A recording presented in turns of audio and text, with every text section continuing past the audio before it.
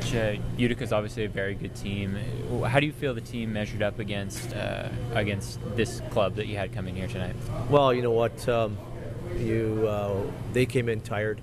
They played last night, traveling from Oklahoma City, played an overtime game, and I thought we jumped on them early, and then we kind of let them back in the game, and then obviously a 3-1 lead going into the third period. We've got to learn to lock it down. That's twice now in the last week. We've given up a 2-goal lead in our building, and there's no excuse for it. Guys got to stick to the game plan, and we were a little bit loose in the second period. I thought they had a pretty good push, but at the end of the day, we get to 3-3 and we don't score in the 5-on-3, and you got to score in the 5-on-3. And I just thought we didn't do enough. We didn't have enough intensity as a group. So again, obviously we got a big point, but you look at the 6 or 7 overtime losses; those are 6 more points that puts us right back in the pack. So we talked about this as these are critical points you're giving up, and when a team comes in, you're tired, you have to take advantage of it, and we failed to do that. Did you attribute the third period not being able to lock down those leads to are your guys kind of laying back and trying to protect the lead more, or is it a conditioning issue? What do you see there? Well, it's not conditioning. I think it's we're a pretty fragile hockey club right now for the last 3 weeks. We've had a lot of movement. 2 more guys got called up today. We got guys coming in left and right. So as a team, you've got a little bit of disconnection, but every team goes through that. So you can't use that as an excuse. Conditioning shouldn't be an issue because we had Monday off.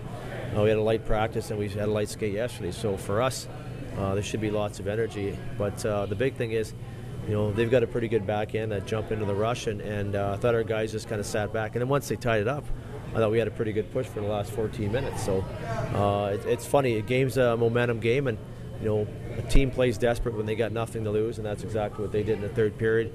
And then when we had something to lose when the game was tied up, we turned it up. So it's a game of momentum, and we've got to pick ourselves up. We got a long day of travel tomorrow, going to Adirondack to another very good hockey club. Just an unlucky break on the penalty in overtime, it looked like? Yeah, I think Rich got stick caught behind the net, and that happens. And then we talked about what we want to do in the penalty kill, and we didn't do it. And so obviously it's another overtime loss.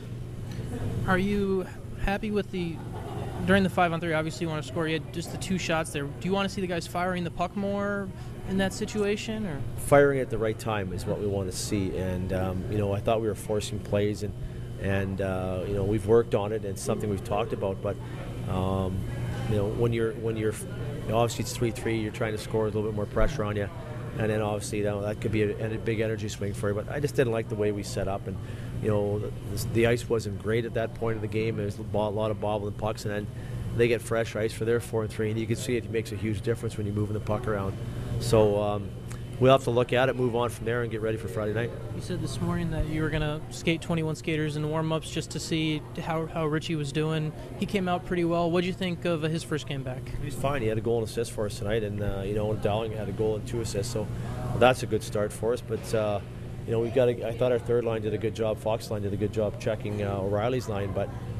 Again, we had some chances to score, and we had an empty net. I think it was in the second period, and we got to bury those. And if you look at the empty nets that we've missed over the last couple of weeks, it could be the difference between another 2 or 3 wins in our win column. So we're hanging in there. Like we're 7-6-7, and we got to keep on finding ways to get points. And you know what, we've got we're starting to get a little healthier. Henderson's not ready to go yet, but we got to keep on banging away like most clubs.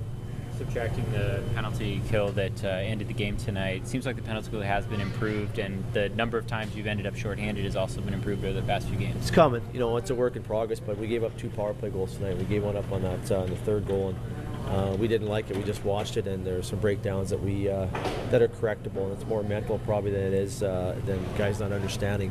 But there's a team that's power plays running at 14%, and we gave them 2 power play goals. So it's unacceptable, and guys understand that we can't give up points like this. And Utica's at the top of the pack, so now we just gave them an extra point ahead of us. Still to be seen whether Lindback makes it through waivers and gets down here to Texas. But assuming he does get assigned, is that something where over the next games on the road here you'd look to get him a start? Well, we'll wait. We'll cross that bridge when we get there.